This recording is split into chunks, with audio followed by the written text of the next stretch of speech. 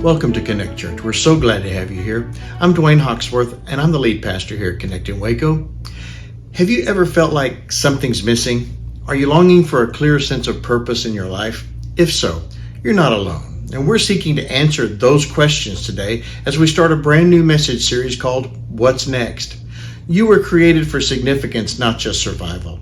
Together, let's figure out what's next.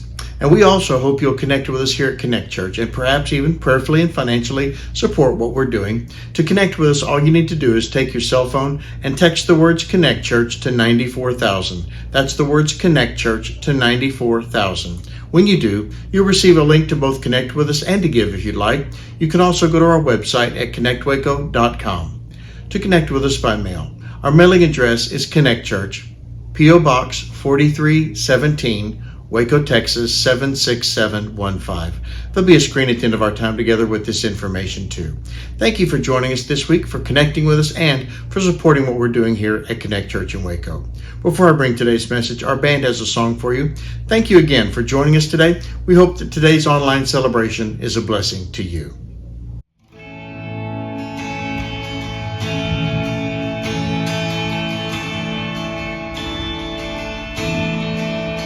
All my words fall short. I've got nothing new. How could I express all my gratitude? I could sing this song as I often do. Every song must end in melody. So I'll throw up my hands and praise you again and again.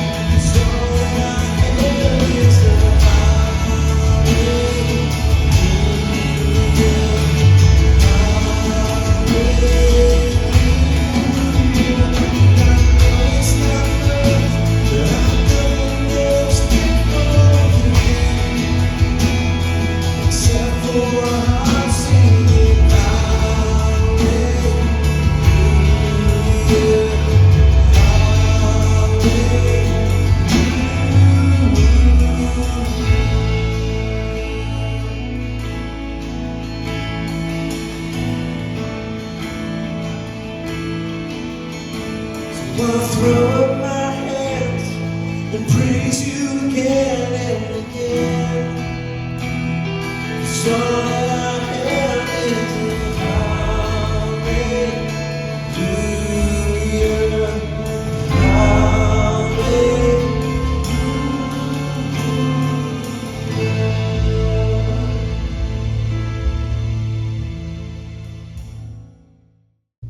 We all have things we'd like to do, and maybe you put those down on a to-do list. I have some to-do lists. Some of those lists have items listed on them that I put there. Then there's another to-do list that is more appropriately called my honey-do list. Many of you know what that is, but just in case you don't, that's the list my wife Lisa, has that she would like for me to do. I don't consider those to be chores, because a chore sounds like something you have to do, not something you want to do. The things she has on her honey-do list for me are things that either I can do and she can't, or things that I'm better suited to do than she is.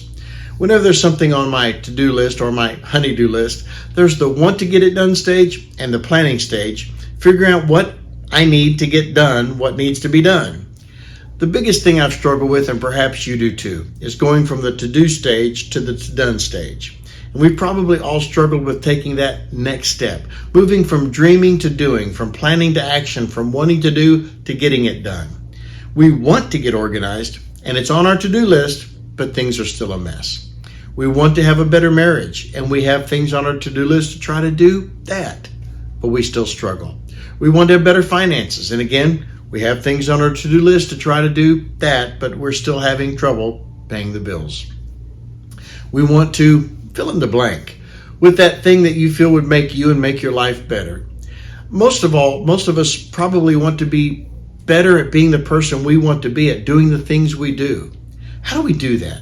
How do we get there? How do we move from the to-do list to the to-done list in our lives? We must place ourselves in an environment that helps us to grow and change. We need to place ourselves in an environment that helps to produce transformation in our lives. As we begin our discussion, let's look at something that King David wrote in Psalm 92 and verse 13. David wrote, "Those who are planted in the house of the Lord shall flourish in the courts of our God." Let me show you something to demonstrate David is saying that I find fascinating. Most of us are familiar with a place called Death Valley. I've been through Death Valley, and to be honest, it's interesting to say you've been there and say you've seen it, but it's not a great place to go. Death Valley is the hottest, driest place in North America. Nothing grows there at all. In fact, nothing grows there because it doesn't rain. That's why they call it Death Valley. Something amazing happened in the winter of 2004. 7 inches of rain fell in Death Valley in a short period of time. Now, nothing happened right away. But that spring of 2005, as I said, something amazing happened. Death Valley exploded in color. It burst forth with flowers. Death Valley wasn't dead at all. Death Valley was merely dormant, because hidden in the soil, just beneath the surface, were seeds of potential that just needed to be in the right environment for great things to happen. That's what we all need to understand about our own selves. We need to place ourselves in an environment for growth. That's what churches and pastors strive to do. And neither churches nor pastors are perfect. They're both filled with flawed people just like you and me. But that's part of the process of being better. Learning how to live with and do life together with imperfect people. To create the right environment so that the best version of you happens. You are somewhere on a spiritual journey. You're somewhere on the journey to all that God has for you. The key is to find out where you are and then take the next step. My goal today is to help you identify where you are, then show you the step you can take so that all of us are growing and flourishing. Because your life isn't supposed to be dead and dormant. Your life is supposed to flourish. Listen to something else that King David wrote in Psalm 16 and verse 11. "You will show me the path of life. In your presence is fullness of joy. At your right hand are pleasures forevermore." Most people believe in their potential, but they don't know what path to take. The path is found in a prayer that the Apostle Paul prayed for the followers of Jesus in the city of Ephesus. Paul begins to lay out the path we need to follow in the New Testament letter of Ephesians chapter 1, verses 16 and 17. I've not stopped thanking God for you. I pray for you constantly, asking God, the glorious Father of our Lord Jesus Christ, to give you spiritual wisdom and insight so that you might grow in your knowledge of God. The first step on the path is to know God. This is not knowing about Him, but to truly know Him personally and intimately. The Apostle Paul used a word there that doesn't shock you, but did shock the readers of his day. Paul used a word there that's gnosko in the Greek, and it literally means to know God in an intimate, personal way. This was completely foreign to religious people of the day because God was always religion. It was always tradition. But he used the same word where a man knows his wife intimately and have babies. Now, this is not a sexual term, it's an intimate term. And Paul's saying you need to know Jesus personally, intimately, in relationship. Now, those who read or heard Paul's letter thought, I had no idea we could do that. Perhaps you had no idea you could do that either. But you can. And Jesus wants that even more than you do. That's the first step in taking the next step and moving from dreaming to doing, from planning to action, from wanting to do to getting it done, to being better at being the person we want to be and doing the things we want to do. Here's the second step we need to take. Paul talks about as he continues in verse 18. I pray that the eyes of your heart may be enlightened in order that you may know the hope to which he's called you, the riches of his glorious inheritance in his holy people, and his incomparably great power for us who believe.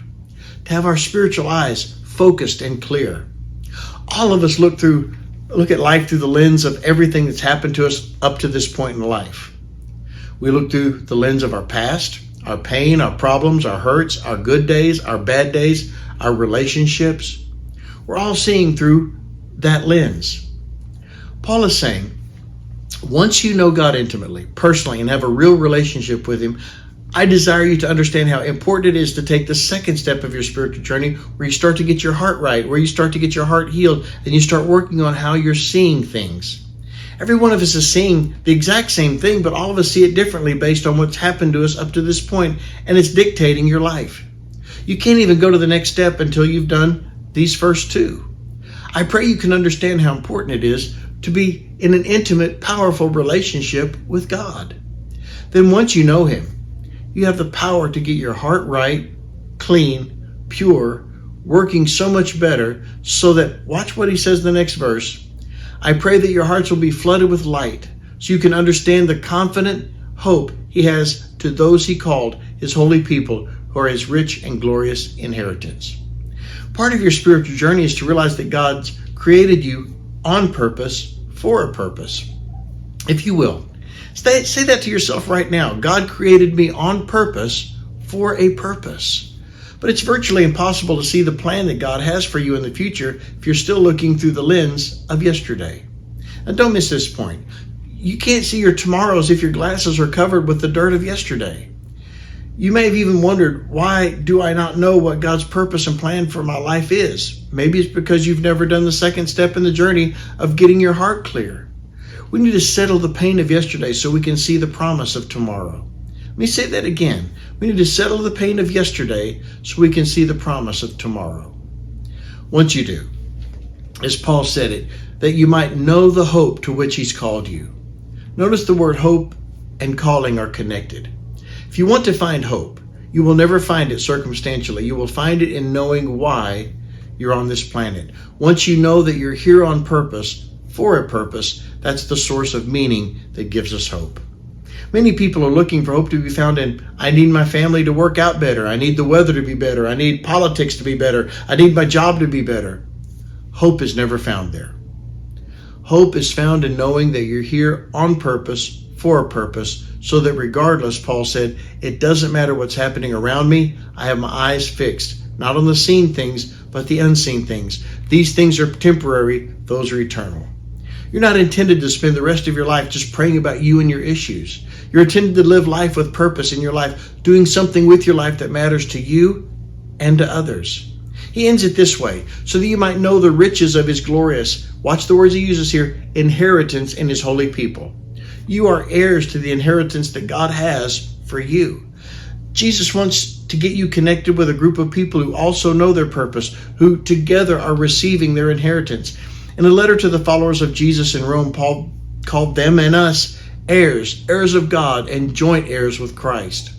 Our inheritance is connected, and a connected inheritance, connected with Jesus and with each other. Deep down inside, we all feel there must be purpose in life. Even people who are not people of faith or followers of Jesus seek and desire to know their purpose for being. God has already put it inside the heart of every human being to do something with your life that really matters, to make a difference. Science and secular sociologists have shown that the highest need that can be met in the human heart is to live your life in such a way where your life is making a difference. To say the highest level that can be met in the human heart is not when you win, make all the money you want, have all the things you want, have the job you want, or the family you want. There's a much higher level than that. Secular sociologists call it transcendence, or in other words, completeness, perfection. Deep down inside, you're called to make a difference. You cannot do that, though, unless you discover your purpose. You cannot do that if you're still settling yesterday, and you can't do that without God and without others. Part of your spiritual journey is to realize that God created you on purpose for a purpose. However, it's impossible to see the plan that God has for you in the future if you're still looking through the lens of yesterday. You've been given a tremendous invitation. It's an invitation to an intimate, eternal relationship with Jesus, your Creator. Through that relationship, you'll discover healing for your past and purpose for your present and your future. It all begins with accepting that invitation and beginning to do life with Jesus. Just like the disciples of Jesus answered his call and began following him and doing life with him. That's the call he has for you today, to come and follow him. Ask Jesus to forgive you of your sins, come into your heart, and begin to do life with you. Make him part of your day, part of your life. Invite him to lead you and guide you. Begin reading his words in the letters of Matthew, Mark, Luke, and John in the New Testament. Seek to live the way Jesus lived and taught us to live.